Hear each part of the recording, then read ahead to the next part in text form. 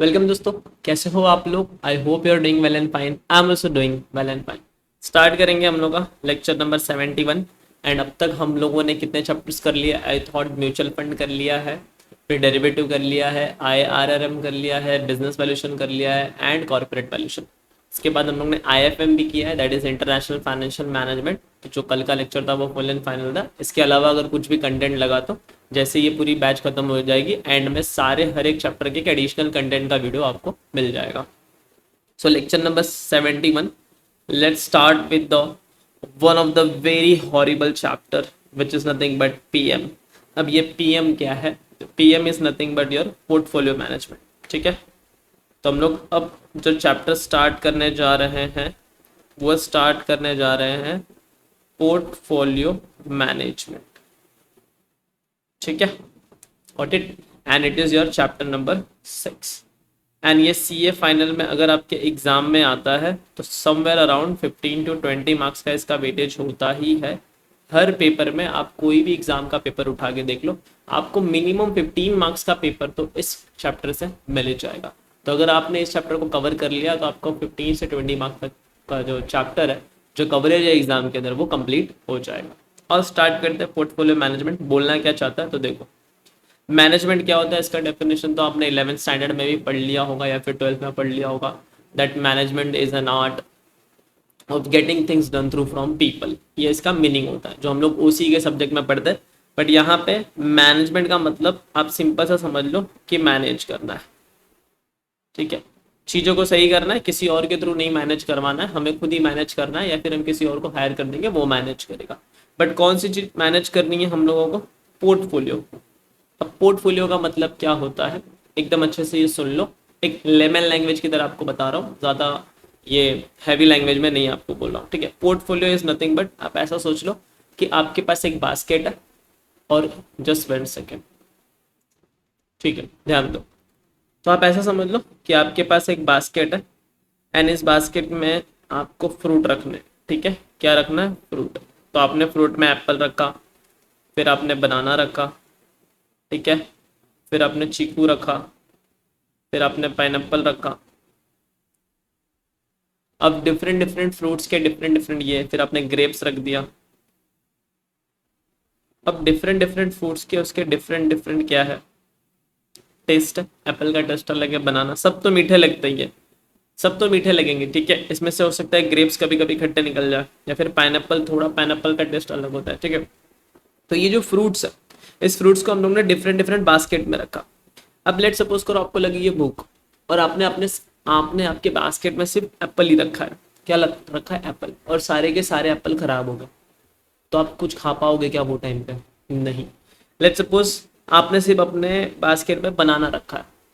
अब बनाना, बंदर आया, मंकी आया, चोरी करके भाग गया, तो अब आपको भूख लगा है तो क्या आप कुछ खा पाओगे? आप नहीं खा पाओगे। आपने सिर्फ चीकू रखा है, चीकू खा खा के आप बोर हो गए, अब बोले कितना चीकू खाऊं, अब मुझे कुछ और फ्रूट को टेस्ट करना है, तो आपने अपने बास्केट में सिर्फ चीकू रखा। तो क्या इस केस में अगर आपको खा खा के जब आप बोर हो गए और मान लो चीकू खत्म हो गया, चीकू खराब हो गए, सड़ गए, तो क्या आप चीकू खा पाओगे? नहीं। तो इसके लिए एक बास्केट में आपने क्या रखा? Your need. जो आपकी नीड है वो है आपका भूख। ठीक है, भूख बोले तो हंगर। तो जो आपका हंगर है उसको मीट आउट करने के लिए आपने क्या रखा? एक ही बास्केट में डिफरेंट वैरायटी के फ्रूट्स रख लिए कि अगर मुझे एप्पल नहीं खाना रहा तो मैं चीकू खा लूंगा, चीकू नहीं खाना रहा तो मैं पाइनएप्पल से काम चला लूंगा, कभी पाइनएप्पल खाने का मन नहीं किया तो मैं ग्रेप्स खा लूंगा। या फिर दूसरे वर्ड्स में बोलूँ, अगर एप्पल खराब हो गया तो माइट भी पाइनएप्पल तो बचा होगा, अगर पाइनएप्पल खराब हो गया तो माइट भी ग्रेप्स तो मैं खा सकता हूँ। तो मैं डिफरेंट डिफरेंट चीज़ों को खा सकता हूँ। और ये जो मैंने बास्केट में सारी चीज़ों को रखा है ना, इसी को बोलते हैं पोर्टफोलियो। बट ये पोर्टफोलियो किसका होगा? ये होगा portfolio of fruits. Got it. इसको हम लोग क्या बोलेंगे? इस टर्मिनोलॉजी को हम लोग बोलेंगे पोर्टफोलियो ऑफ फ्रूट्स। ये जो पोर्टफोलियो है वो फ्रूट्स का पोर्टफोलियो है। किसका पोर्टफोलियो है? फ्रूट्स का। यहां तक चीजें समझिए। अब हम लोग चलते हैं हमारे मेन AFM में। AFM क्या बोलना चाहता है? AFM बोलना चाहता है, let suppose this is you and आपके पास 10 लाख रुपीज है एंड आपने सारा का सारा पैसा इन्वेस्ट कर दिया एक लिमिटेड में। एक कंपनी में इन्वेस्ट कर दिया आपने, सारा का सारा पैसा एक ही कंपनी के शेयर्स में इन्वेस्ट कर दिया, ठीक है।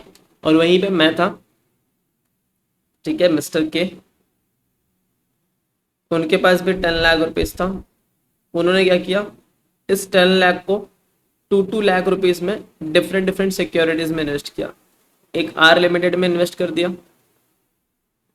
ठीक है, फिर दूसरा एस लिमिटेड में इन्वेस्ट कर दिया, तीसरा टी लिमिटेड में इन्वेस्ट कर दिया, किसी बॉन्ड में इन्वेस्ट कर दिया, और कहीं पे एफडी पे रख दिया मैंने। अब आप देखना, एक चीज एनालाइज करो, अगर आप सारा का सारा पैसा सिर्फ एक कंपनी में इन्वेस्ट करते हो तो वहां पे रिस्क ज्यादा होगा कि अगर आपने अपने पैसे को डाइवर्सिफाई कर दिया डिफरेंट डिफरेंट चीजों में, वहां पे रिस्क ज्यादा होगा। रिस्क ज्यादा कहाँ होगा, यहाँ पे। क्यों, उसके पीछे का रीजन सुनो। अगर आपका 10 लाख रुपीज इस कंपनी के शेयर में इन्वेस्टेड, अगर ये कंपनी ग्रो की तो आपको तो ग्रोथ मिलेगा, आपको रिटर्न मिलेगा। लेकिन अगर इस कंपनी ने ग्रोथ नहीं किया, अगर ये कंपनी लॉस में चली गई, तो ये जो आपका 10 लाख का वैल्यू है ये भी डिक्रीज हो जाएगा। क्या हो जाएगा, डिक्रीज हो जाएगा। एंड मिस्टर के, जिन्होंने 10 lakh rupees 2 lakh different company में डाला है, फिर 2 लाख दूसरे कंपनी में डाला है, फिर 2 लाख दूसरे कंपनी में डाला है, 2 लाख बॉन्ड में डाला है, 2 लाख एफडी में डाला है। मान लो अगर किसी हालत में ये आर लिमिटेड के शेयर क्रैश हो भी गए, आर लिमिटेड का कंपनी अच्छे से परफॉर्म नहीं किया, फिर भी ये जो 8 लाख रुपीज है ये तो सेफ में पड़े हैं ना। जो इम्पैक्ट पड़ेगा वो किस पे पड़ेगा, सिर्फ 2 लाख पे पड़ेगा, बाकी किसी पे पड़ेगा क्या, नहीं पड़ेगा। इसी को बोलते हैं पोर्टफोलियो। अब ये पोर्टफोलियो किसका बनेगा, देखो डिफरेंट डिफरेंट चीज है, ये भी पोर्टफोलियो है, ये भी एक तरह से आपका पोर्टफोलियो है, बट ये पोर्टफोलियो है ओनली कंपनी, एक कंपनी का शेयर्स का। तो इस वाले वर्ड्स को मैं क्या नाम दूंगा, इसको मैं बोलूंगा ये है पोर्टफोलियो ऑफ शेयर्स। बट जब मैं इसकी बात करूंगा तो इसको मैं क्या नाम दूंगा, इसको मैं बोलूंगा पोर्टफोलियो ऑफ शेयर्स है, फिर बॉन्ड है, फिर एफडी है। यानी in short it is nothing but my portfolio of financial instrument. या तो मैं इसको फाइनेंशियल इंस्ट्रूमेंट बोल दूं, ठीक है, या तो मैं इसको क्या बोल सकता हूं, सिक्योरिटीज बोल सकता हूं, सिक्योरिटीज। Got it, understood.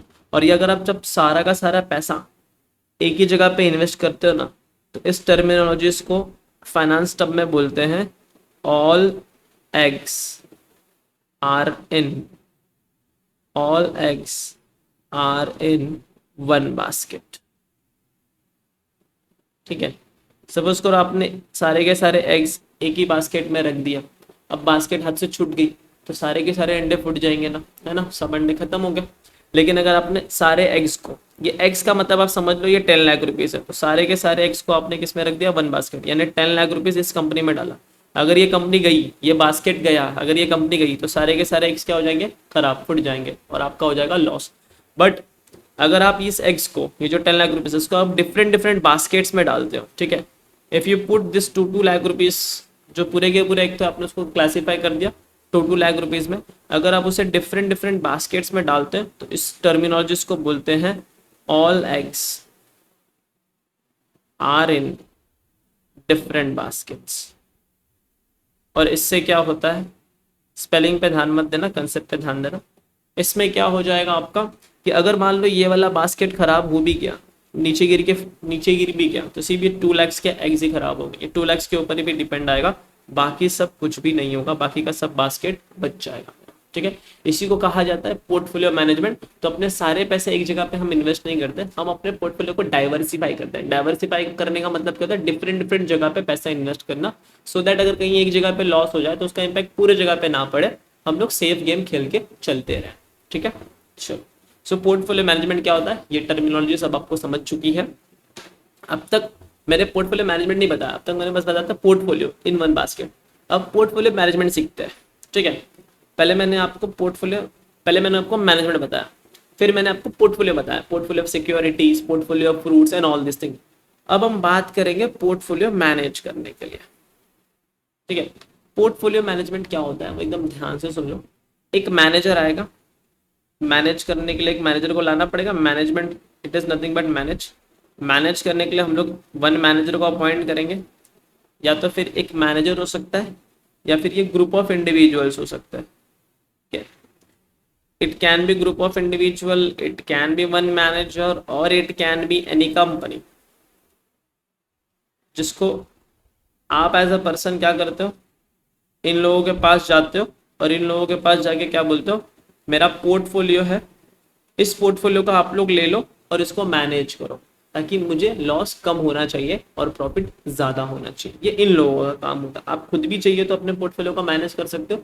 जो स्मॉल इन्वेस्टर होते हैं, रिटेल इन्वेस्टर होते हैं, जिनकी इन्वेस्टमेंट 1 लाख 2 लाख के आसपास होती है, तो उन लोग अपने पोर्टफोलियो खुद ही मैनेज करते हैं। आप किसी कंपनी, आप शेयर मार्केट में जाओगे, ठीक है, ब्रोकर के थ्रू आप शेयर खरीद लेते हो, फिर आप खुद ही बाय सेल वगैरह करते हो। बट अगर आपका पोर्टफोलियो बहुत ह्यूज होता है तो उसको मैनेज करने के लिए ये सारे जो इंडिविजुअल्स है, मैनेजर है, या फिर ग्रुप ऑफ इंडिविजुअल है, या फिर कंपनी है, तो वो कुछ टेक्निक्स का यूज करते हैं एंड टेक्निक्स का यूज कर करके आपके पोर्टफोलियो को मैनेज करेंगे। और उनका मेन एम यही होता है कि हमको एक ऑप्टिमल पोर्टफोलियो बनाना है। क्या बनाना है? हमको एक ऑप्टिमल पोर्टफोलियो बनाना है। Now what is the meaning of optimal portfolio? It is nothing but वैसा पोर्टफोलियो जहां पर रिस्क कम हो और रिटर्न थोड़ा ज्यादा हो। ठीक है, रिस्क तो होगा, विदाउट रिस्क आपको रिटर्न नहीं मिलेगा, बट रिस्क कम से कम रिस्क होना चाहिए एंड ज्यादा से ज्यादा रिटर्न होना चाहिए। उसी को हम लोग बोलते हैं ऑप्टिमल पोर्टफोलियो। कौन बनाते हैं मिलके? ये मैनेज करने वाले लोग बनाते हैं। ठीक है, अब जाके आपका जो टॉपिक है पोर्टफोलियो मैनेजमेंट, वो होता है कवर। अब पोर्टफोलियो मैनेजमेंट करने के लिए जब आप एज अ सीए बनोगे, किसी कंपनी में जाओगे, अगर आप किसी का पोर्टफोलियो मैनेज कर रहे हो, तो आपको कुछ टर्मिनोलॉजीज, कुछ चीजें उस पोर्टफोलियो को मैनेज करने के लिए आपको आनी चाहिए। अनलेस ऑलरेडी आपको वो टर्मिनोलॉजीज नहीं पता होगा, वो चीजें नहीं पता होगा, तो फिर आप उस पोर्टफोलियो को मैनेज नहीं कर पाओगे। जैसे कि बहुत सारे एग्जांपल है, एक्सपेक्टेड रिटर्न हो गया, स्टैंडर्ड डेविएशन क्या होता है, बीटा क्या होता है, सिस्टमेटिक रिस्क क्या होता है सिस्टमेटिक रिस्क क्या होता है, अनसिस्टमेटिक रिस्क क्या होता है, सिक्योरिटी मार्केट लाइन क्या होता है, ट्रेनर रेशियो क्या होता है।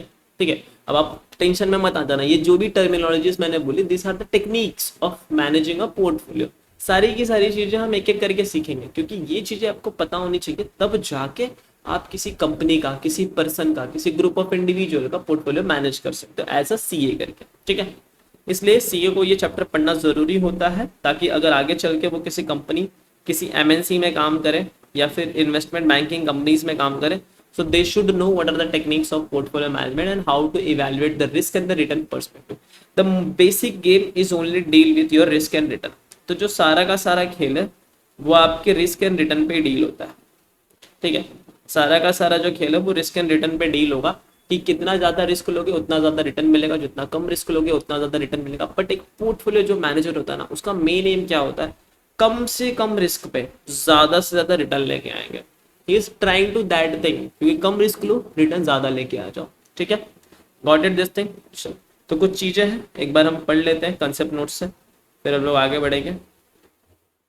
ये चैप्टर में मैंने ये चैप्टर, चलो पहले वो चीजें पढ़ लेते हैं फिर वो डिस्कस कर लेंगे, डोंट वरी। ये चैप्टर बहुत अच्छे से पढ़ना, ध्यान से पढ़ना, 15 मार्क्स आपके हाथ में सिक्योर हो जाएंगे। जहां पे मुझे लगेगा ये चीजें एक्सप्लेन करना, कंसेप्ट इज इंपॉर्टेंट, वहां मैं सारी चीजें आपको एक्सप्लेन करूंगा, डोंट वरी। एंड जहां अगर कोई ऐसा फॉर्मूला आया जिसके पीछे बहुत टाइम कंज्यूमिंग ये सारी चीजें, तो मैं आपको अपफ्रंटली बोल दूंगा कि इस फॉर्मूले को बस आप रट लो और एग्जाम में जाकर बस अप्लाई कर देना। बाकी I try my level best, each and every formula which is derived to the best possible manner में आपको वो चीजें समझा दूँ। ठीक है, एक्टिविटीज इन पोर्टफोलियो मैनेजमेंट। तो पोर्टफोलियो मैनेजमेंट में एक्टिविटीज क्या होती है वो देख लो। The following 3 major activities are involved in the formation of optimal portfolio suitable. अब ऑप्टिमल पोर्टफोलियो का मतलब क्या होता है? कम से कम रिस्क पे ज्यादा से ज्यादा रिटर्न लेके आना, उसको हम लोग बोलते हैं optimal portfolio for any given investor. तो कोई भी अगर इन्वेस्टर है तो उसको ये तीनों चीजों को ध्यान रखना है, क्योंकि एक इन्वेस्टर भी तो अपना पोर्टफोलियो मैनेज करेगा।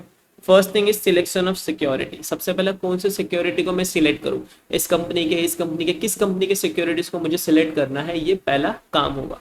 दूसरा चीज होगा construction of all feasible portfolio with the help of selected securities.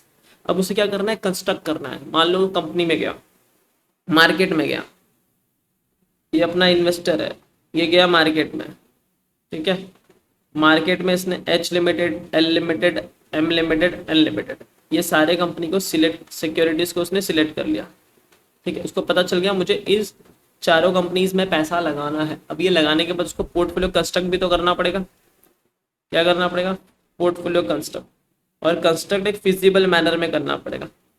ऐसा नहीं कि वो सोच रहा है मैं एच लिमिटेड में 80% लगा दूं, बट एच लिमिटेड का कंडीशन है आप एच लिमिटेड में 20% से ज़्यादा लगा ही नहीं सकते, तो आपको वो भी तो क्राइटेरिया चेक करना पड़ेगा। हो सकता है ये कुछ यहाँ पे रिलेटिव बन रहा हो एच लिमिटेड में, तो रिलेटिव का रिलेटेड पार्टी ट्रांजेक्शन ये सारी चीज़ें आ जाती है, फिर जो कंपनी लॉ के प्रोविजन है वो आ जाती है।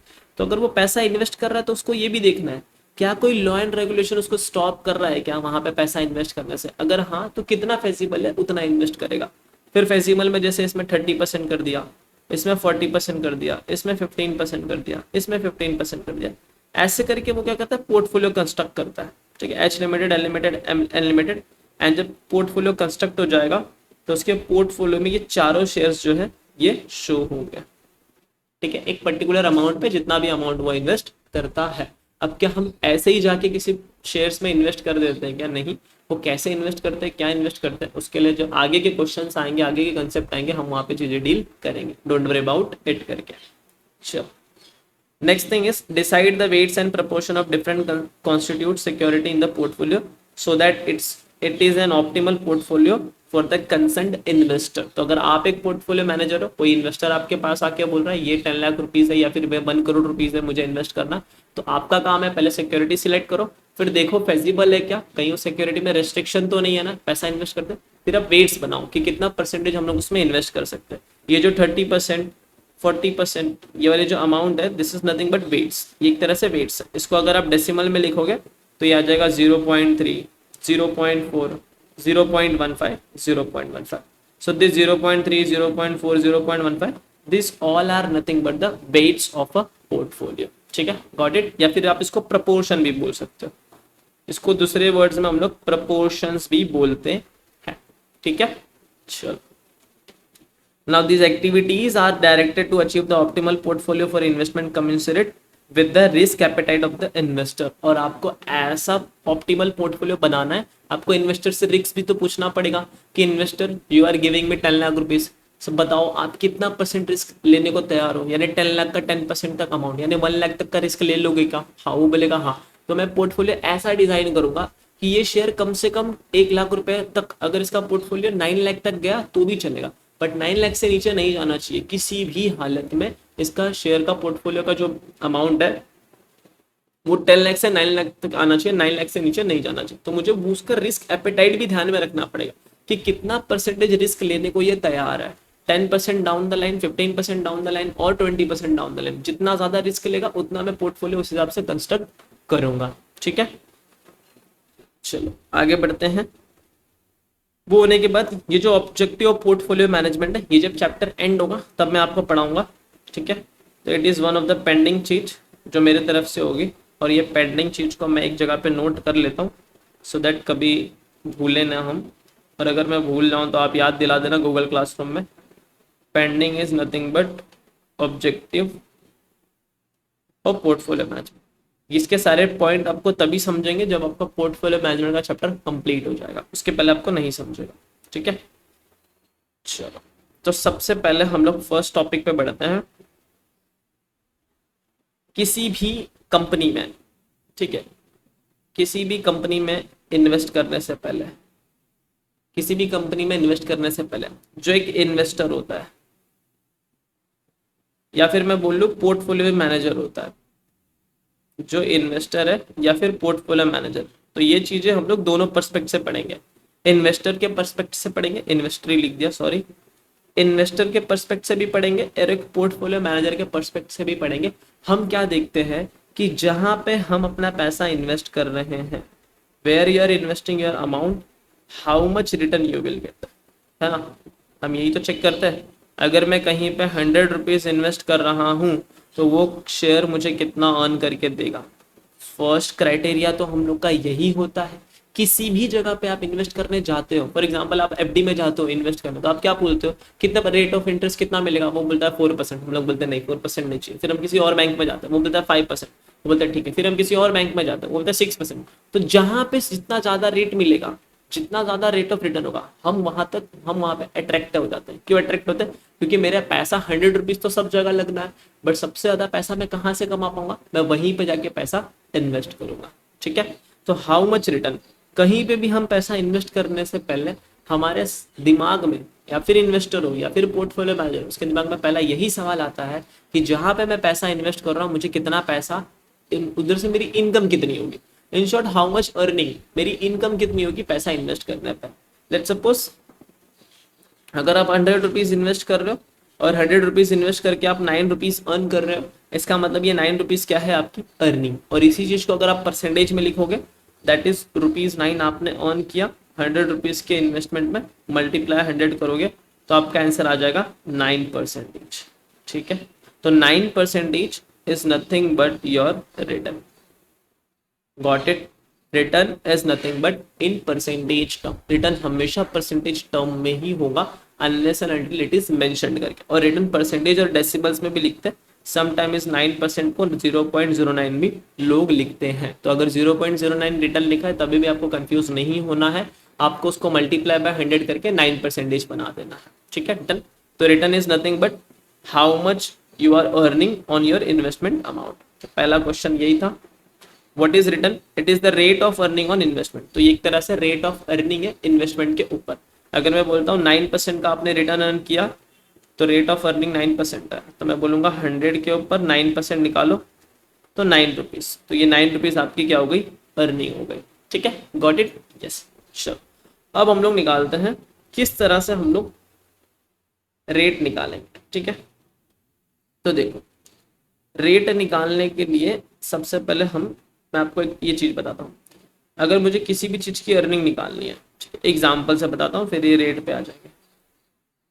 If I want to find out earnings, example 100 rupees मैंने इन्वेस्ट किया एक जगह पे, तो ये मेरी वैल्यू हो गई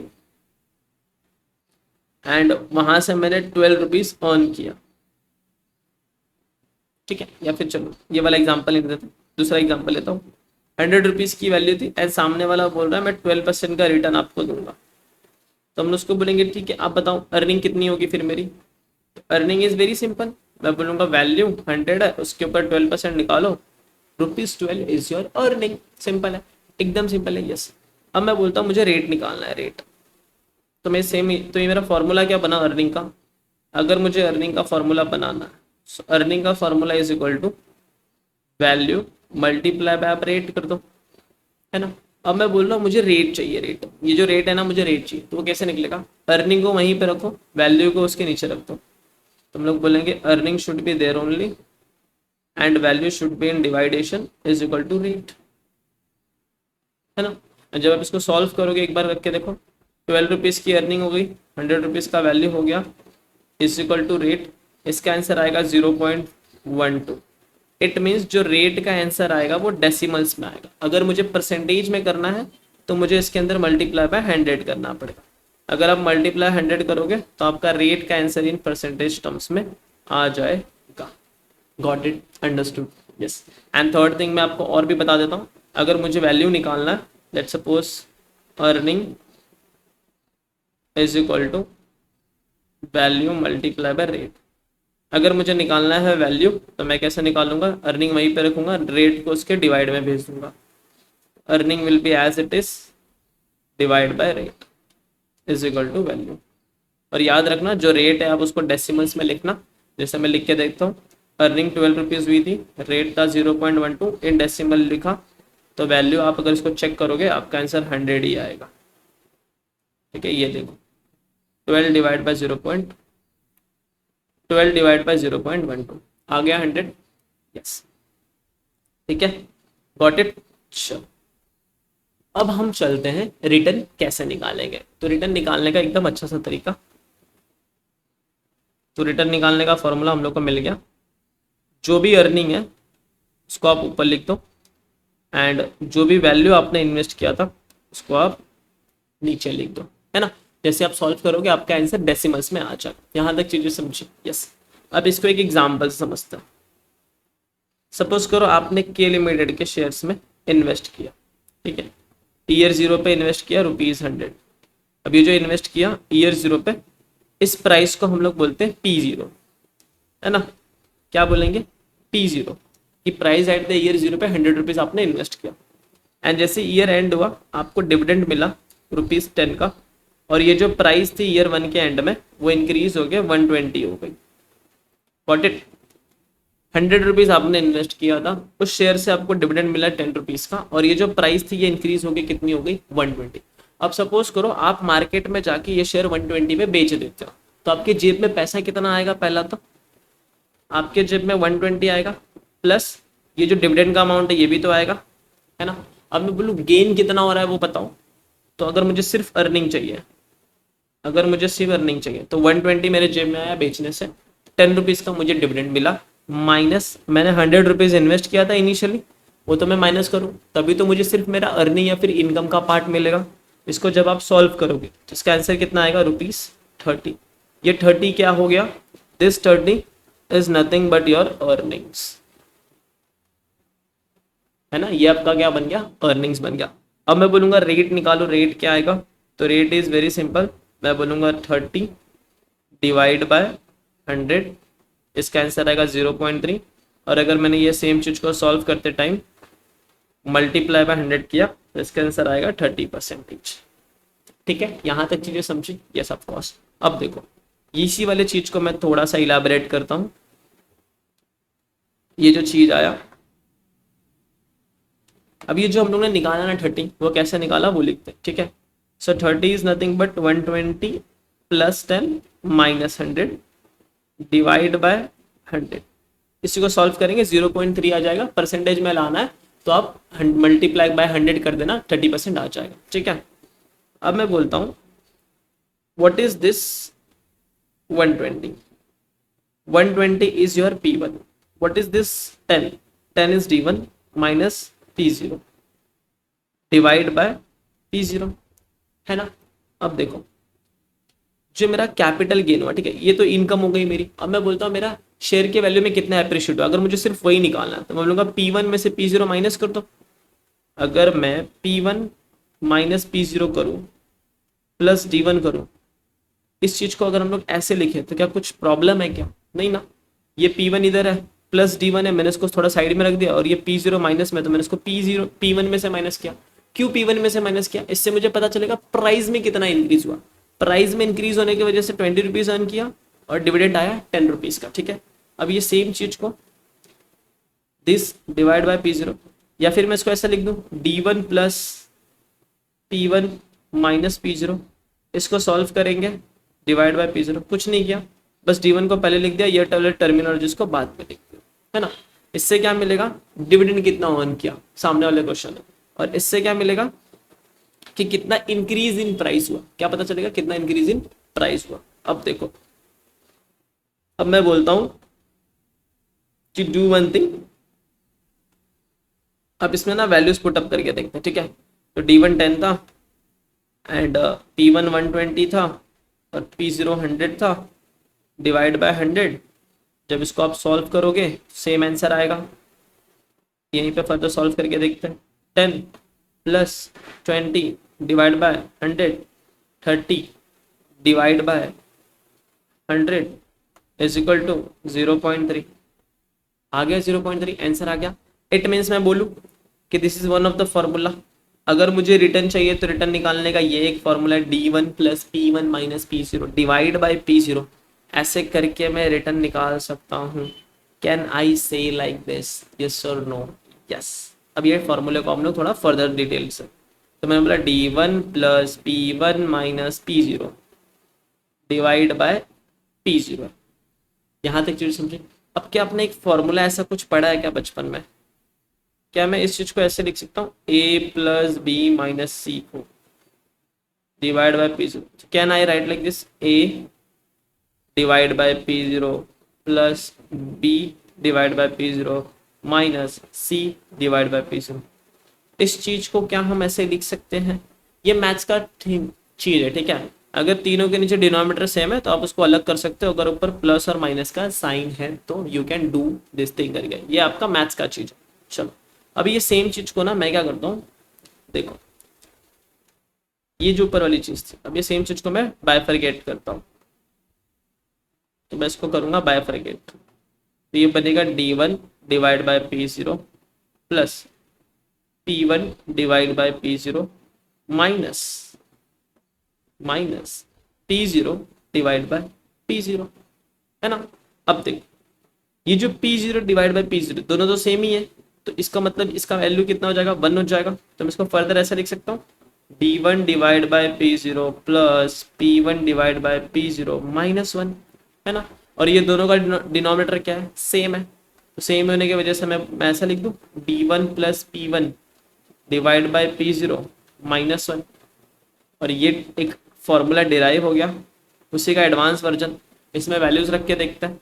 D1 कितना था, 10 था, P1 120 था, डिवाइड बाय 100 माइनस 1। इसको जब आप सॉल्व करोगे 130 डिवाइड बाय 100 माइनस 1, इसका आंसर आएगा 1.3 माइनस 1 इज इक्वल टू 0.3। आ गया ना सेम आंसर, आ गया कि नहीं आ गया, यस इट इज कम करके। तो मैंने अभी आपको ये दो फॉर्मूला एक्सप्लेन किया। फर्स्ट वन इज दिस, अगर आपको रिटर्न निकालना है तो D1 plus P1 minus P0 करो डिवाइड बाय P0 करो। अगर क्वेश्चन में D1 नहीं है, एक्सपेक्टेड डिविडेंड नहीं है, ठीक है, ईयर एंड में कितना डिविडेंड मिलने वाला अगर वो नहीं बोला गया तो आप वहाँ पे 0 ले लेना, कोई बात नहीं। और जो भी R का आंसर आएगा वो डेसिमल्स में आएगा। अगर आपको परसेंटेज में चाहिए तो आप मल्टीप्लाई बाय 100 कर देना, यहाँ पे भी मल्टीप्लाई बाय 100 कर देना और यहाँ पे भी मल्टीप्लाई बाय 100 कर देना। बेसिकली जो रिटर्न निकलता है वो मल्टीप्लाई बाय 100 करके ही निकलता है। तो एक काम करता हूँ, मैं ना यहाँ पे मल्टीप्लाई बाय 100 लगा ही देता हूँ, चलो आपके बेनिफिट के लिए, just for your understanding purpose let me just multiply by 100। या फिर रहने तो मैंने ये लाइन लिखी तो है, this line I have written there ना, answer comes in decimal if you want in percentage तो मल्टीप्लाई बाय 100, ये लाइन तो मैंने लिखा हुआ है। तो आप मल्टीप्लाई बाय 100 कर देना, आपका आंसर परसेंटेज में आएगा। इसको भी मल्टीप्लाई बाय 100 करोगे, आंसर परसेंटेज में आ जाएगा, ठीक है। तो ये वाला फार्मूला भी मैंने फिर आपको बताया, this one formula that is D1 plus P1 divide by P0 minus 1। ये देखो D1 plus P1 divide by P0 minus 1 हो गया। एंड ये एक तरह से यही तो फार्मूला है। अब इस फॉर्मूले को हम लोग बस एक ब्रॉडर वर्ड में अगर बोलना है, किस में बोलना है, वर्ड्स में, तो वर्ड्स में कैसे बोलेंगे, देखो R is equal to D1 को हम लोग क्या बोलते हैं, फोरकास्टेड डिविडेंड, कितना डिविडेंड मिलेगा वही तो हो गया। आज मैं अगर स्टैंड कर रहा हूँ, मुझे एक साल बाद डिविडेंड कितना मिलेगा उसको मैं फोरकास्टेड डिविडेंड बोलूंगा, है ना। और ये जो P1 है इसको फिर मैं क्या बोलूंगा, forecasted stock price at the and year and, at the year and पे कितना मेरा फोरकास्टेड स्टॉक प्राइस होगा, यानी P1 divide by initial investment, P0 को इनिशियल इन्वेस्टमेंट बोलेंगे, इनिशियली इतना पैसा इन्वेस्ट किया था, और ये सबको सॉल्व करके -1 कर देना, आपका आंसर डेसिमल्स में आ जाएगा। This is what is return and how to calculate return, ठीक है। ये मैंने आपको दोनों बता दिया। एक बार जस्ट वीडियो पॉज करके आप इतना पहले रीड कर लो, ठीक है, रीड करो।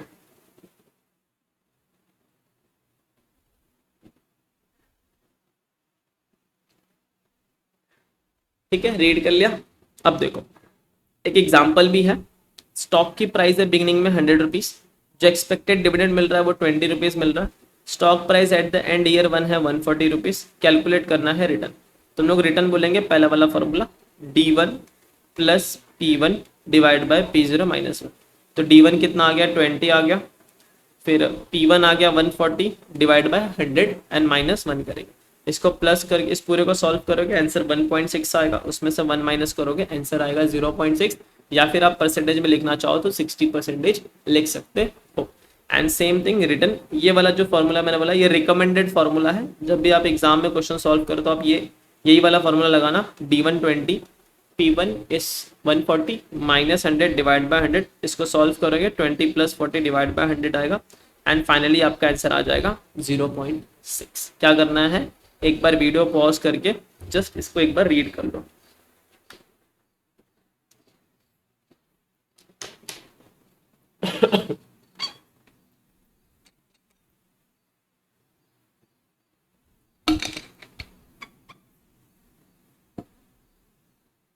ठीक है, रीड कर लिया, चलो अब देखो, अब तक जो हम लोग ने पढ़ा वो पढ़ा व्हाट इज रिटर्न,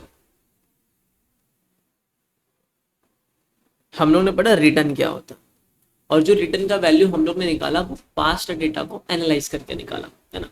ये जो रिटर्न है एक्सपेक्टेड डेटा या फिर जो भी बोलना, आपने एक्सपेक्टेड डेटा को एनालाइज करके निकाला कि ये अगर ये प्राइस हो गई तो रिटर्न इतना हो सकता है, जो भी वॉटेवर है हम लोग ने व्हाट इज रिटर्न पढ़ा।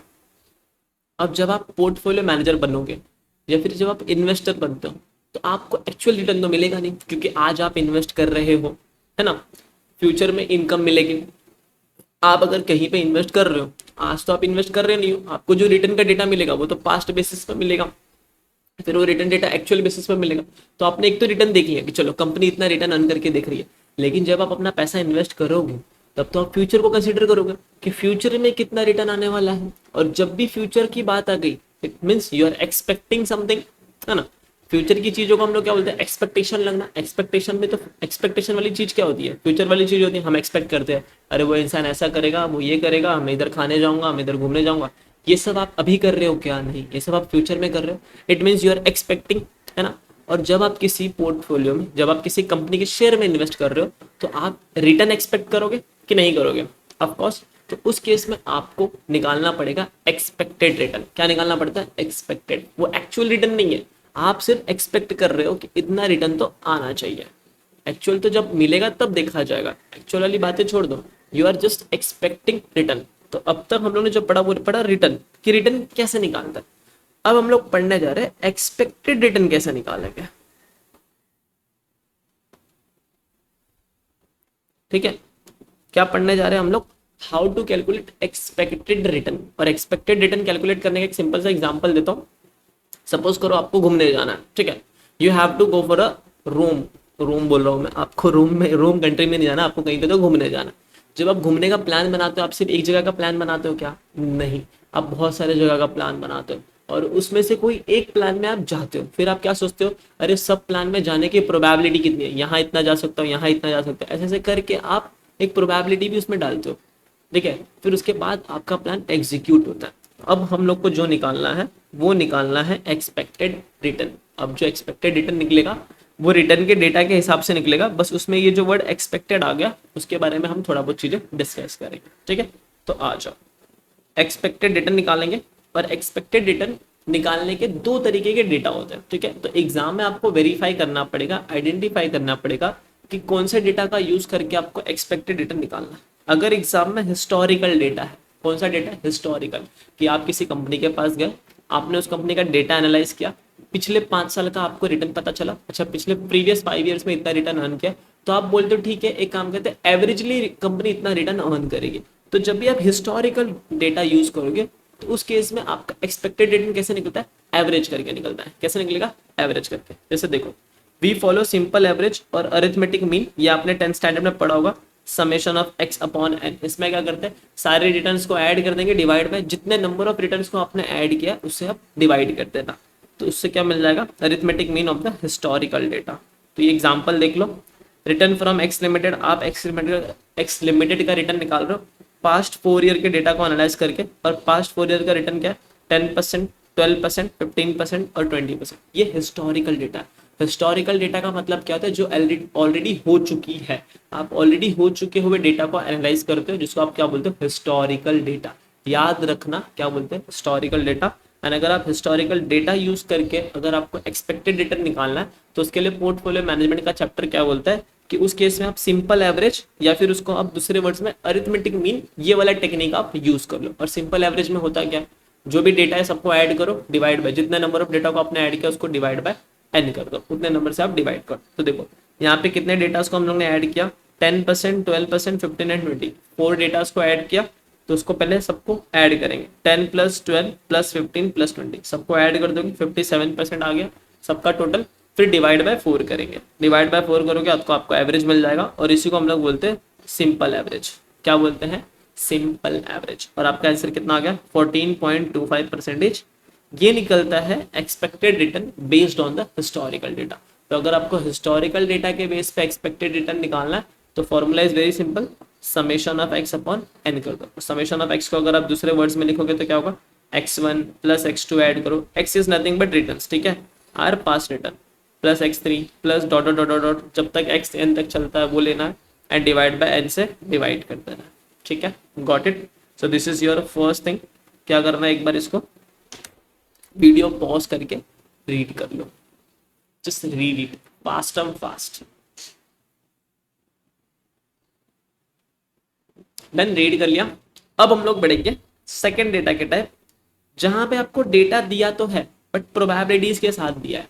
कैसे दिया, प्रोबेबिलिटी के साथ। इसको मैं आपको एक एग्जांपल के थ्रू बताता हूँ, ठीक है। आपको डेटा दिया गया है, बट डेटा है with probabilities, data is given but it is with probability, ठीक है।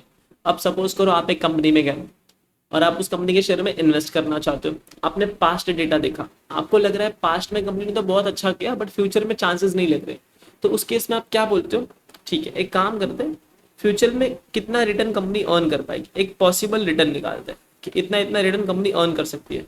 अब एक रिटर्न तो निकलेगा नहीं, आप बोलते हो बहुत सारे रिटर्न निकल सकते हैं, या तो कंपनी 10% अर्न कर सकती है, या तो 12 कर सकती है, या तो 8 कर सकती है, या तो 0 कर सकती है, ये भी हो सकता है।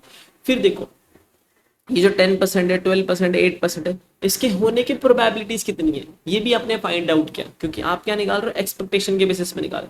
तो आप प्रोबेबिलिटी भी तो चेक करते हो कि इसके होने की प्रोबेबिलिटीज कितनी है, इसके होने की प्रोबेबिलिटीज कितनी है। तो 10% होने की प्रोबेबिलिटी 0.5 है, ये होने की प्रोबेबिलिटी 0.25 टाइम्स है, ये होने की प्रोबेबिलिटी 0.2 है, और ये होने की प्रोबेबिलिटी 0.05। ये आपने क्या कर दिया, प्रोबेबिलिटीज असाइन कर दिया। जब आप ये सबको ऐड करोगे तो आपका आंसर 1 ही आएगा। Got it, understood. तो सबसे पहले हम लोगों ने क्या बोला, पॉसिबल रिटर्न्स। 10% भी हो सकता है, 12 भी हो सकता है, 8 भी हो सकता है, 0 भी हो सकता है। बट ये 10% होने के चांसेस 0.5 है, 12% होने के चांसेस 0.25 है, 8% होने के चांसेस 0.2 और 0% होने के चांसेस 0.05 है। It is nothing but your percentage में बोलोगे तो 50% होने के चांसेस 10% के है, 25% होने की प्रोबेबिलिटी 12 है, 8% होने के चांसेस 20% चांसेस और 0 का 5% चांस। यहाँ तक चीजें समझिए। अब पोर्टफोलियो मैनेजमेंट क्या बोलता है पता है, आप ना क्या करो पता है, ये जो पॉसिबल रिटर्न है ना, इस पॉसिबल रिटर्न को आप प्रोबेबिलिटी से मल्टीप्लाई करो, यानी इसको आप x समझो और इसको आप बोलो प्रोबेबिलिटी ऑफ x, इसको आप क्या बोलो, प्रोबेबिलिटी ऑफ x, और आप x multiply by probability of x करो। तो चलो करते हैं, 10 multiply by 0.5 5%, 12 multiply by 0.25 3%, 8 multiply by 0.2 1.6, और इसका आंसर आएगा 0। पोर्टफोलियो मैनेजमेंट का चैप्टर बोलता है आप ये दोनों को मल्टीप्लाई करो, पॉसिबल रिटर्न्स को उसके प्रोबेबिलिटी से मल्टीप्लाई करते जाओ, ठीक है। और मल्टीप्लाई करने के बाद अब ये जो अमाउंट आएगा ना, इस अमाउंट को आप डायरेक्टली ऐड कर दो, सम कर दो। सम करेंगे, देखो 10 multiply by 0.5 5%, 12 multiply by 0.25 3%, 8 multiply by 0.2 1.6 and last वाला तो वही आएगा। तो इट इज राइट, तो हो जाएगा 5 + 3 + 1.6 9.6% आ जाएगा। और ये बोलेगा ये जो 9.6% आया ना, ये जो 9.6% आया ना, it is nothing but summation of, इसको हम लोग बोलते हैं summation of x multiply by px। इसी चीज को हम बोलेंगे क्या, इसी चीज को हम बोलेंगे ये है आपका एक्सपेक्टेड रिटर्न। ये आपका क्या है, एक्सपेक्टेड रिटर्न। क्या किया हम लोग ने, वेरी सिंपल, सारे पॉसिबल रिटर्न्स को उसके प्रोबेबिलिटी से मल्टीप्लाई करते गए, जो भी अमाउंट आया सबको ऐड करेंगे तो मिल जाएगा 9.6%, और ये 9.6% क्या हो गया, एक्सपेक्टेड रिटर्न। अब आपका इसमें एक डाउट आ रहा है, इसको डिवाइड बाय n क्यों नहीं किया, ऐसा डाउट आ रहा है, कुछ आना चाहिए ना। देखो हिस्टोरिकल डेटा में क्या हो रहा था ना, हम लोग एक्चुअल में प्रीवियस पास्ट 4 ईयर्स पे जा रहे थे, ये प्रीवियस एक्चुअल में पास्ट 4 ईयर्स का। बट ये वाला जो डेटा है ना, ये डेटा सिर्फ 1 ईयर का ही है। This data is only for 1 year, this data is not for 4 years. Got it, understood. Previous historical data ये 4 साल का था डेटा, इसके लिए इसको डिवाइड बाय 4 कर दिया हम लोग ने, और इसको हम लोग ने प्रोबेबिलिटीज से मल्टीप्लाई किया कि ये सिर्फ 1 ईयर का ही डेटा है, तो इसको डिवाइड बाय n तो करना ही नहीं है, क्योंकि अब इसको डिवाइड बाय n यानी 1 करोगे तो आंसर सेम ही आने वाला है। तो डिवाइड बाय n नहीं करना होता इस केसेस में, क्योंकि ये जो सारा का सारा डेटा दिया होता है 1 ईयर के हिसाब से ही दिया होता है।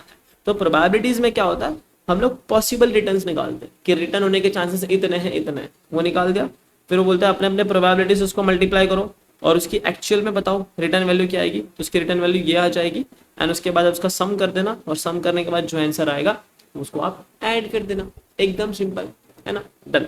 ये हो गया आपका एक्सपेक्टेड रिटर्न अगर प्रोबेबिलिटीज। तो देखो एक तरह से हम लोग ने ये किया क्या, अगर ये 9.6 मुझे लाना है तो मैं इसको ऐसे भी तो ला सकता हूँ।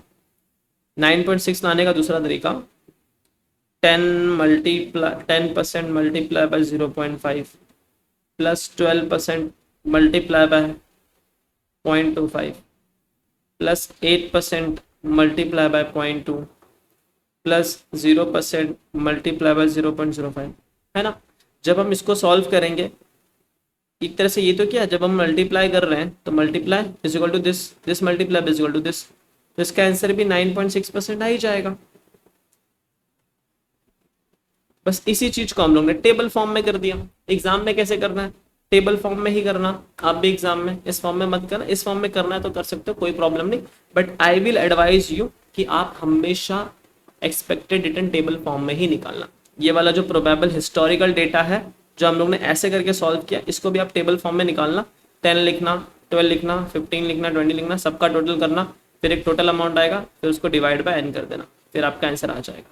ठीक है, आंसर इज योर 14.25%। अब देखो इस चीज को हम लोग ऐसे भी लिख सकते हैं कि एक तरह से आंसर इज नथिंग बट जो भी रिटर्न होगा, रिटर्न को हम लोग x से डिनोट कर दे। ठीक है, x1 को मल्टीप्लाई करो उसकी प्रोबेबिलिटी से, फिर प्लस कर देना, x2 को मल्टीप्लाई करो उसके प्रोबेबिलिटी से, फिर प्लस कर देना, x3 को मल्टीप्लाई करो उसके प्रोबेबिलिटी से। ऐसे करते करते करते करते जब तक xn नहीं आता तब तक उसके pn से मल्टीप्लाई करो, और इसके डिवाइड में n मत करना, वो गलतियां मत करना। ठीक है, पूरा आंसर गलत हो जाएगा। ये एकदम माइन्यूट सा पॉइंट है, क्यों नहीं करना डिवाइड बाय n, क्योंकि ये पूरा का पूरा डेटा 1 ईयर का ही है, तो आप डिवाइड बाय 1 करोगे तो आंसर सेम ही आने वाला है। Got it, understood. कितने नंबर्स को कर रहे हो उस पर आप मत जाना, यहाँ पे हम एवरेज नहीं निकाल रहे, अरिथमेटिक मीन ये सारी चीजें हम नहीं निकाल रहे। We are following a data with probabilities. तो एग्जाम में या तो आपको सिंपल डेटा आएगा जो कि हिस्टोरिकल डेटा होगा, या तो आपको प्रोबेबिलिटी वाला डेटा आएगा। अगर उसने बोला फ्यूचर में कुछ एक्सपेक्टेड प्राइस इतना होने वाला है, अगर उसने जहां ये बात की कि आने वाले टाइम में प्राइस इतना होने वाला है, इसका मतलब समझना वो प्रोबेबिलिटीज के बारे में बात कर रहा है। ठीक है, जब भी फ्यूचर की बात करेंगे, आज से आगे की बात करेंगे तो वहाँ पे प्रोबेबिलिटीज आएगी, आज से पीछे की बात करोगे तो हिस्टोरिकल डेटा आएगा। पीछे की बातों पे प्रोबेबिलिटी नहीं आता, वो एक्चुअल में हो चुका होता है। आप कहीं पे घूम के आ गए तो आप घूम के आ चुके, उसमें प्रोबेबिलिटी है कि 50% में घूम के आ गए हो, ऐसा आप बोलते हो क्या? नहीं ना। हाँ मैं गया था, मैं 100% घूम के आया, भले मैं वहाँ 100% प्रेजेंट था या नहीं था वो अलग बात है, बट आप किसी प्लेस से जाके आ रहे हो तो आप 100% जाके आ रहे हो। आप किसी प्लेस पे जाने वाले हो तब आप बोलते हो 30% चांसेस है जाने के, 40% चांसेस जाने के, वो सारी चीजें तब प्रोबेबिलिटी है। तो फ्यूचर की चीजें में प्रोबेबिलिटी आती है, पास्ट के रिटर्न्स में प्रोबेबिलिटी नहीं आती है। ओके, तो ये हो गया। तो अगर आपको प्रोबेबिलिटी निकालना है, expected return x1 multiply by p1 plus x2 multiply by p2 plus plus plus xn multiply by pn, और इस चीज को आप दूसरे टर्म्स में क्या बोल सकते हो, summation of x into px कर देना। Summation of x into px क्या है, ये टेबल, ये देखो पॉसिबल रिटर्न। चलो इसमें मैं आता हूँ, इट इज नथिंग बट यही ना, x इंटू px, ये पूरा का पूरा x था, ये px था, दोनों को हम लोग ने मल्टीप्लाई किया एंड मल्टीप्लाई करके इसको ऐड कर दिया, तो क्या आ गया 9.6%। ठीक है, तो दूसरा फॉर्मूला ये है, तो आप ये भी कर सकते हो। जब आपको ये वाला सॉल्व करना हो तो आप टेबल बना के सॉल्व करना, और इसी तरह यहाँ पे भी आता है summation of x upon n। अब देख लो ये example, h limited have possible returns with probability and calculate expected return. ठीक है, तो हमेशा याद रखना यहाँ रिटर्न्स के साथ ना पॉसिबल वर्ड लिखे आएगी, पॉसिबल रिटर्न्स निकाल दो, इतना होने के चांसेस कितने हैं। ठीक है, और उसकी प्रोबेबिलिटी, तो पॉसिबल रिटर्न क्या दिया है, 20% हो सकता है, 30% हो सकता है, 40% हो सकता है। उसकी प्रोबेबिलिटी क्या है, 0.2, 0.2, 0.4। अब ये इसको टोटल करोगे तो 1 नहीं होगा, ये जस्ट एक एग्जाम्पल पर्पज से मैंने लिखा है, इसके ऊपर आप इतना ध्यान मत देना। चलो देना है तो इसको 2525 कर देते हैं और इसको कर देते हैं 50, क्योंकि प्रोबेबिलिटी तो 1 होती है तो होनी भी चाहिए, तो यहाँ की चीज़ें बदल जाएंगी। अब इसको लाइव सॉल्व करते हैं हम लोग, इसको हटाओ, इसको हटाओ, इसको हटाओ, इसको हटाओ, इसको हटाओ, इसको हटाओ, इसको हटाओ, तो 20 मल्टीप्लाई बाय क्या होगा 0.25, 30 मल्टीप्लाई बाय 0.25, 40 मल्टीप्लाई बाय 0.50। और याद रखना अगर आपके एग्जाम में प्रोबेबिलिटीज परसेंटेज में दिया है, या फिर प्रोबेबिलिटीज को समटाइम वेट्स भी बोलते हैं, क्या बोलते हैं, वेट्स, तो आप उसको डेसिमल में कन्वर्ट करके ही सॉल्व करना। देख लेना कि वो परसेंटेज में डेसिमल्स जो आपका डेटा है वो परसेंटेज में है कि डेसिमल्स में। अगर डेसिमल्स में तो एज इट इज लिख देना, बट अगर वो परसेंटेज में होगा तो उसको आपको कन्वर्ट करना पड़ेगा डेसिमल्स में, फिर सॉल्व करना। 20 multiply by 0.255 and 30 multiplied by this 6, and this one will become 20 and this will become 31. Let me just check it once. 20 multiply by 0.25, 30 multiply by 0.25, 30 multiply by 0.25, अच्छा ये 7.5 होता है, 7.5, 40 multiply by 0.5, 20, 5 plus 7.5 plus 20, 32.5। ठीक है, कैलसी पे चीज़ें कर लिया करो, बेटर हो जाएगा। तो आपका 32.5 आ गया। सेम यहाँ पे भी चीज़ें बदलेगी, ये 0.25 हो गया, 0.25 हो गया, 0.50 हो गया, मतलब सेम चीज़ बस टेबल के हेल्प से कि प्रोबेबिलिटी लिख दिया, पॉसिबल रिटर्न्स लिख दिया, 30 20 फिर प्रोबेबिलिटीज लिख दी, अब उसको मल्टीप्लाई करेंगे एक दूसरे से। तो इसका आंसर आ जाएगा 5, इसका आएगा 7.5, 5, 7.5 एंड 10। जब सबको ऐड कर देंगे तो आंसर आ जाएगा, सॉरी 10 नहीं 20, ऐड करने के बाद आंसर आएगा 32.5। ठीक है, एग्जाम में जब आप सॉल्व करना तो टेबल बना के सॉल्व करना, ये तो शॉर्टकट तरीका है। Got it? एक्सपेक्टेड रिटर्न समझ में आया? तो अगर कभी भी आपको एक्सपेक्टेड वर्ड निकालना है, जहां वर्ड एक्सपेक्टेड आ गया, डेटा देखना, पास्ट डेटा है, हिस्टोरिकल है, हिस्टोरिकल है तो एवरेज कर देना, अरिथमेटिक मीन निकाल देना। ठीक है, बट अगर प्रोबेबिलिटी वाला डेटा है तो पॉसिबल रिटर्न्स को आप मल्टीप्लाई करना, प्रोबेबिलिटी से करते जाना, एक एक के प्राइस को एक एक के प्रोबेबिलिटी से मल्टीप्लाई करना एंड बाद में सबको ऐड कर देना। और यहाँ पे मैं एक लाइन और चाहिए तो लिख देता हूँ, नोट प्रोबेबिलिटीज, अच्छा वेट्स sometime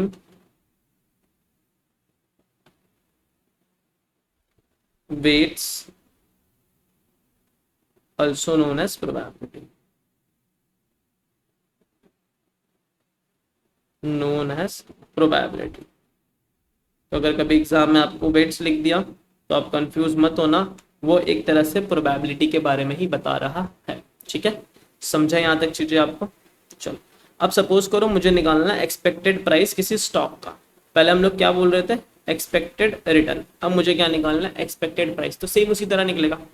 और एक्सपेक्टेड प्राइस स्टॉक का निकालना है जहां पे पॉसिबल प्राइस और प्रोबेबिलिटी दी गई है, यानी यहाँ पे प्राइस और प्रोबेबिलिटी दोनों दिया। तो जब प्राइस प्रोबेबिलिटी दोनों दिया है तो आप प्राइस को उसके प्रोबेबिलिटी से मल्टीप्लाई करो, फिर ऐड कर देना, दूसरे प्राइस को दूसरे प्रोबेबिलिटी से मल्टीप्लाई करो, ऐड कर देना। ऐसे करते करते जब तक प्राइस खत्म नहीं होता तब तक उसके प्रोबेबिलिटी से मल्टीप्लाई करो, सबको ऐड करके आंसर ला देना। आपका आंसर क्या आ जाएगा, एक्सपेक्टेड प्राइस आ जाएगा। और या तो फिर आप summation of x into P x कर दो, यहाँ पे एक्स नहीं लिखना, यहाँ पे प्राइस इंटू पी एक्स कर दो, price into probability of price. ठीक है, got it, understood? This is your third thing. P1 P2 P3 is price. इसका एग्जांपल देखना है तो एग्जांपल देख लो। सपोज करो पॉसिबल प्राइस 120, 130, 150, उसकी जो प्रोबेबिलिटी है 0.5, 0.3, 0.2। अब मैं बोलूँगा एक्सपेक्टेड प्राइस क्या आएगी, तो दोनों को मल्टीप्लाई करेंगे, जो भी आंसर आएगा सबको ऐड कर देंगे तो एक्सपेक्टेड प्राइस मिल जाएगा। हम लोग बोलेंगे इसका आंसर 60 आएगा, इसका आंसर 39 आएगा और इसका आंसर आएगा 30। सबको ऐड करोगे तो आंसर आएगा 129। ठीक है, got it? This is your what, this is your expected price. जिस तरह एक्सपेक्टेड रिटर्न निकलता है उस तरह हम लोग एक्सपेक्टेड प्राइस भी निकाल सकते हैं। अगर मान लो एक्सपेक्टेड प्राइस निकालना है एंड वहाँ पे प्रोबेबिलिटीज और पॉसिबल प्राइस और प्रोबेबिलिटी नहीं दिया है, पास्ट डेटा दिया है, तो कुछ नहीं, उसका एवरेज कर लेना। और क्या, क्वेश्चन खुद ही बोलेगा कि एवरेज कर लेना। ठीक है, ये क्वेश्चन सॉल्व करने के लिए इंपॉर्टेंट है, इसलिए मैंने करवाया है। अब क्या करना है देखो, अब हम लोग क्वेश्चन नंबर 1 करते हैं। ठीक है, ये तो हो गया, आपके जितने भी कंसेप्ट है वो कंसेप्ट हो गए। इसके रिगार्डिंग जो हाफ ऑफ द क्वेश्चन है वो तो एटलीस्ट कंप्लीट करें। अब देखो क्वेश्चन बैंक कैसे डिजाइन हुआ मैं आपको समझा देता हूँ। सिर्फ पोर्टफोलियो मैनेजमेंट का जो चैप्टर है ना, वहां पे मैंने क्वेश्चन का रीअरेंजमेंट किया। रीअरेंजमेंट क्यों किया उसके पीछे का लॉजिक भी आपको बता देता हूँ कि कुछ क्वेश्चन बाद में थे, कुछ क्वेश्चन पहले थे। तो अगर मैं इसके अंदर लाइन वाइज जाऊंगा ना, क्वेश्चन नंबर 1 2 3 4, तो आप क्वेश्चन नंबर 17 18 तक आप हैंडल कर लोगे। आपको क्वेश्चन नंबर 17 18 तक कोई कंफ्यूजन नहीं होगा। लेकिन 18 के बाद से ना क्वेश्चन 43 तक है, पोर्टफोलियो मैनेजमेंट क्वेश्चन 42 तक है। जब आप 18 से 42 तक जाओगे ना तो आप जम्बल्ड अप हो जाओगे। और ये प्रॉब्लम कहाँ पे देगा पता है आपको, रिवीजन करता है। जब आप रिवीजन फेज में रहोगे ना तो आपको ये जम्बल्ड अप क्वेश्चन बहुत प्रॉब्लम देगा। कभी आप बहुत आगे जाओगे अब कभी आप बीटा पढ़ रहे होगे, बीटा पढ़ते पढ़ते सिक्योरिटी मार्केट लाइन आ जाएगा, ठीक है, एक क्वेश्चन आपने बीटा का किया, फिर सिक्योरिटी मार्केट लाइन, फिर इसमें ट्रेनर रेशियो आ जाएगा, फिर कभी कुछ आ जाएगा, कभी कुछ आ जाएगा, फिर कुछ अलग से कंसेप्ट आ जाएगा, तो उसमें क्या होगा, एक लिंकिंग नहीं बनेगी। तो just to make a linking in this chapter what I did, I just did a rearrangement of the question, but rearrangement बहुत अच्छे से मैंने किया है। वो देखो, ये जो 1 है ना, ये मेरे हिसाब से उसकी नंबरिंग है, और ये question number 1 as it is module का। फिर जब आप 2 देखोगे ना, तो ये मेरे हिसाब से, बट ये question number 2 as it is module का। फिर देखो 3 पे जाओगे तो ये भी एज इट इज है, ये 4 पे देखो, ये मेरे हिसाब से रीअरेंजमेंट है, बट ये मॉड्यूल का क्वेश्चन नंबर 6 है, ये मैंने एज इट इज रखा है। तो अगर आप मॉड्यूल पे जाओगे तो मेरे में भले 4 है, तो आपको ये क्वेश्चन नंबर 6 वहां पे देखने मिलेगा। तो जस्ट मेरे लिए मैं आपको बता रहा हूँ, इस चैप्टर के लिए अगर आप चाहो तो ये पीडीएफ का प्रिंट आउट ले लेना आपके बेनिफिट के लिए, ठीक है। अगर आप मॉड्यूल से रेफर करके पढ़ रहे हो, वेल एंड गुड, क्योंकि आने वाले टाइम पे हमारा क्वेश्चन बैंक लॉन्च होने ही वाला है, जिसके अंदर जो भी मटेरियल का, मॉड्यूल का, आईसीएआई मॉड्यूल का जितने भी क्वेश्चन है, इलस्ट्रेशन है, वो कंपाइल हो चुका है। आपको बहुत जल्दी वो लॉन्च हो जाएगा। उसके अंदर क्या चीजें रहेगी, कैसे रहेगी, वो उस वीडियो के अंदर हम डिस्कस करेंगे, बट ये मैंने ऐसे अरेंज किया। देखो, जब आप क्वेश्चन 5 पे जाओगे तो ये क्वेश्चन नंबर 4 है मॉड्यूल का, ये रीअरेंजमेंट है। बीच में कहीं जाओगे, नीचे जाते रहोगे, देखो क्वेश्चन नंबर 16 चलो एज इट इज है। देखो 18 नंबर पे मैंने क्वेश्चन नंबर 21 रखा है। क्यों रखा है? ताकि आपका ये जो चैप्टर का फ्लो है वो थोड़ा इजी बन जाए, ठीक है, जस्ट फॉर द इजीनेस। क्योंकि मैं मेरे टाइम पे खुद मॉड्यूल से पढ़ता था। पोर्टफोलियो मैनेजमेंट एक ऐसा चैप्टर है जहाँ 18-19 क्वेश्चन तक तो मैं बहुत अच्छे से पढ़ता था, बट उसके बाद मैं खुद कंफ्यूज हो जाता था कि अरे अब ये क्या आ गया, अब वो क्या आ गया। तो I don't want that thing just happen with you also, that's why I did the rearrangement of the topics. चलो आ जाओ क्वेश्चन नंबर 1।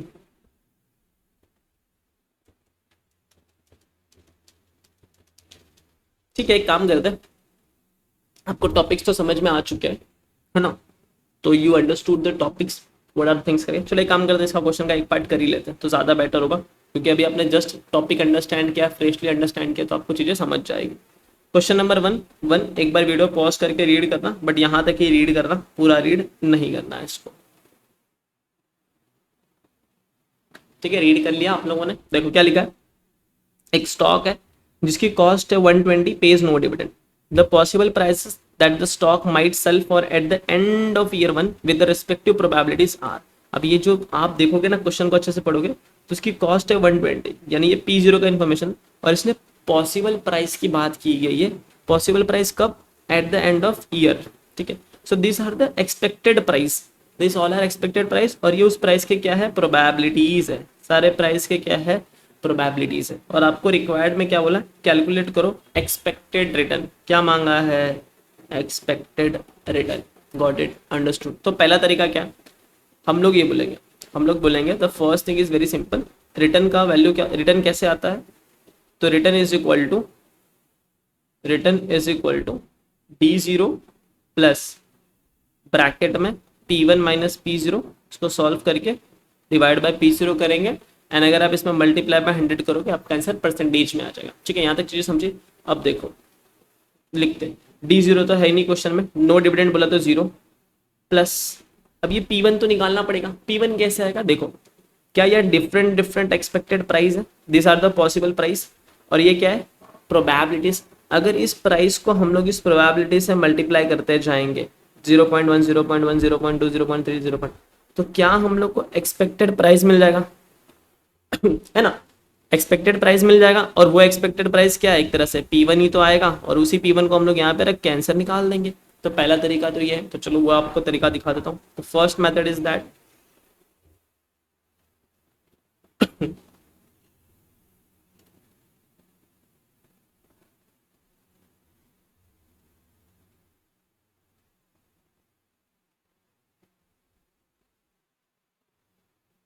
देखो क्या निकालेंगे? Expected price at the year and. सारे पॉसिबल प्राइस लिख दिए क्वेश्चन से उठा के, जो भी क्वेश्चन के प्राइस थे, ये सारे के सारे प्राइस हम लोग ने लिख लिए, एंड उसकी जो भी प्रोबेबिलिटीज थी वो हम लोग ने यहाँ पे लिख दिया, ठीक है। तो ये प्राइस लिख दिया, ये उसकी प्रोबेबिलिटीज लिख दिया। अब क्या करेंगे? मल्टीप्लाई करेंगे सबको एक दूसरे से। जैसे ही मल्टीप्लाई करोगे आपका ये वाला वैल्यू आ जाएगा, और इन सारे वैल्यूज को ऐड कर देंगे, तो ये 128.50 क्या आ गया? Expected price at the end of year 1, है ना। और फिर उसको एक्सपेक्टेड रिटर्न के फॉर्मूले में रख देंगे। डी वन का वैल्यू कुछ आएगा नहीं तो जीरो आएगा, तो इसको मैं प्रेजेंट करते टाइम भी ऐसे ही प्रेजेंट कर देता हूँ सो दैट आपको कंफ्यूजन ना हो। देख लो 0+, ठीक है। तो जीरो डिविडेंड है ही नहीं, 128 एक्सपेक्टेड प्राइस आ गई 0.5 माइनस 120 इनिशियली इन्वेस्टमेंट कितना था 120 स्टॉक की कॉस्टिंग थी, डिवाइड बाय करोगे 120 और जब इस पूरे को आप सॉल्व करोगे तो आपका आंसर आएगा 7.0833 इन परसेंटेज, क्योंकि आप मल्टीप्लाई बाय 100 कर रहे हो तो यहाँ पे क्या लग जाएगा, परसेंटेज लग जाएगा। एक तरीका तो ये है। अब इसका एक अल्टरनेट तरीका भी है। अल्टरनेट तरीका क्या है पता है? क्वेश्चन ने क्या बोला है, एक्सपेक्टेड रिटर्न निकालो, है ना। और एक्सपेक्टेड रिटर्न के लिए हम लोग को क्या दे दिया, प्राइस और प्रोबेबिलिटी। तो हम लोग एक काम कर सकते हैं, हम लोग निकाल सकते हैं पॉसिबल रिटर्न्स। क्या निकाल सकते हैं हम लोग, पॉसिबल रिटर्न्स। ये प्राइस एक बार रख के हम लोग रिटर्न निकाल सकते हैं, फिर ये प्राइस रख के एक बार रिटर्न निकाल सकते हैं, ये प्राइस एक बार रख के रिटर्न निकालेंगे। तो हम लोग डिफरेंट डिफरेंट प्राइसेस रख के डिफरेंट डिफरेंट रिटर्न निकालते हैं। अगर मान लो ईयर एंड में 115 की प्राइस हो गई और 120 इन्वेस्ट किया तो रिटर्न कितना आएगा, अगर ईयर एंड में 120 प्राइस हो गई और इन्वेस्ट 120 था तो रिटर्न कितना आएगा। ऐसे करके हम क्या करेंगे, डिफरेंट डिफरेंट रिटर्न निकालेंगे। डिफरेंट डिफरेंट रिटर्न्स निकल गया और उसकी प्रोबेबिलिटी यहाँ दी गई है, इसको मल्टीप्लाई करेंगे, यानी रिटर्न मिल गया, पॉसिबल रिटर्न्स मिल गया, प्रोबेबिलिटी मिल गई। जब हम लोग के पास डेटा होता है विद प्रोबेबिलिटी तो मल्टीप्लाई करेंगे एक दूसरे को, बट रिटर्न से मल्टीप्लाई करेंगे और उसका जैसे टोटल करेंगे हम लोग को वो जो आंसर आएगा वो एक्सपेक्टेड रिटर्न आ जाएगा, एक्सपेक्टेड रिटर्न आ जाएगा। ठीक है, देखो कैसे सॉल्व किया गया वो वाला चीज, वो इसका थोड़ा अनदर वर्जन है। तो दोनों ही तरीके आपके मॉड्यूल में है, इसके लिए मैंने दोनों कवर किया। तो हम लोग क्या करेंगे, first we calculate possible return, R is equal to d1 plus p1 minus p0 divide by p0 multiply by 100। R1 पहले रिटर्न 1 निकालते हैं, डिविडेंड तो हर जगह पे देखो 0 हो जाएगा, ठीक है। 6 रिटर्न निकलेंगे क्योंकि 6 पॉसिबल प्राइजेस है, गॉट इट। फिर हम क्या करेंगे, पहले डेटा फिटअप करना। R1 में सब जगह डिनोमिनेटर में 120 आएगा P0 का वैल्यू, तो 120 120 120 120 120 सब जगह 120 लिख दिया, ठीक है। और यहाँ पे P0 ही माइनस होने वाला है सेम अमाउंट, तो उसको हम लोग माइनस कर रहे हैं, 120 को माइनस कर रहे हैं, माइनस कर रहे हैं, माइनस कर रहे हैं, माइनस। फिर ये P1 की वैल्यू आएगी, तो एक बार P1 की वैल्यू क्या लिखेंगे 115, एक बार P1 की वैल्यू 120, एक बार 125, एक बार 130, ऐसे करके हम लोग डिफरेंट डिफरेंट वैल्यूज लिखेंगे। That is 115 120 125 130 135 and 40। फिर क्या करेंगे, इस पूरे को सॉल्व करोगे तो पहले तो आंसर माइनस में आएगा, -4.17, क्योंकि देखो 115 माइनस 120 करोगे -5 divide by 120 multiply by 100, your answer will be -4.17%। तो इसको सॉल्व करोगे 0% आएगा, इसको सॉल्व करोगे 4.17% आएगा, इसको सॉल्व करोगे ये मिलेगा, इसको सॉल्व करोगे ये मिलेगा, इसको सॉल्व करोगे तो ये आंसर आएगा। ये मुझे क्या मिल गया, पॉसिबल रिटर्न्स आ गए मेरे पास, पॉसिबल रिटर्न्स। अब इसको मल्टीप्लाई करेंगे प्रोबेबिलिटी से, x मल्टीप्लाई बाय tx। जैसे आप मल्टीप्लाई करते जाओगे उसके बाद जब ऐड करोगे तो ऐड देखो सबको मल्टीप्लाई करोगे तो ये आंसर आएगा।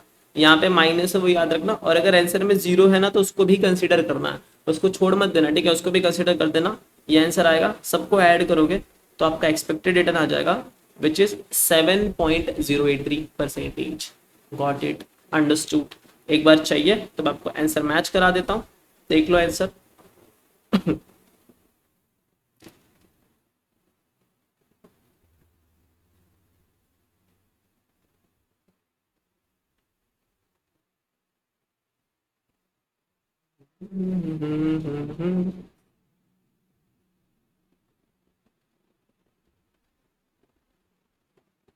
ये रहा आपका आंसर 7.083%, ठीक है।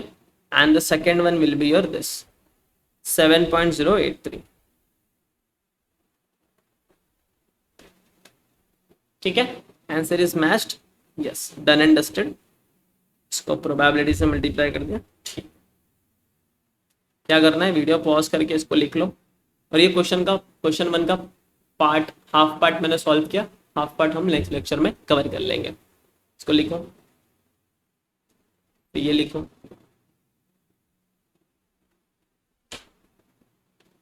दिस वन,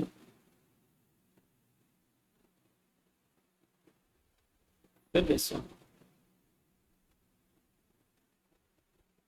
और ये वाला, ठीक है। If you understood the video, like कर दो वीडियो को एंड फ्रेंड्स लोग के साथ शेयर कर दो। जैसा भी आपको चीज़ें लग रहा है आप मुझे बताओ, एंड आपका जो भी फीडबैक होगा आप अपना फीडबैक मुझे दे सकते हो। कमेंट में लिख दो फीडबैक, या फिर अगर आपको यहाँ पे लिख देना है तो आप यहाँ पे लिख दो feedback.cakg1@gmail.com। आपका जो भी फीडबैक है आप कमेंट में लिख सकते हो, और अगर आपकी कोई भी क्वेरी आप इस पर पूछ सकते हो, या फिर आप कमेंट में भी लिख देना तभी भी चलेगा। ठीक है, that's it for this video. मिलते हैं अपने अगले वीडियो में, तब तक के लिए सायोनारा, फिर मिलेंगे दोबारा।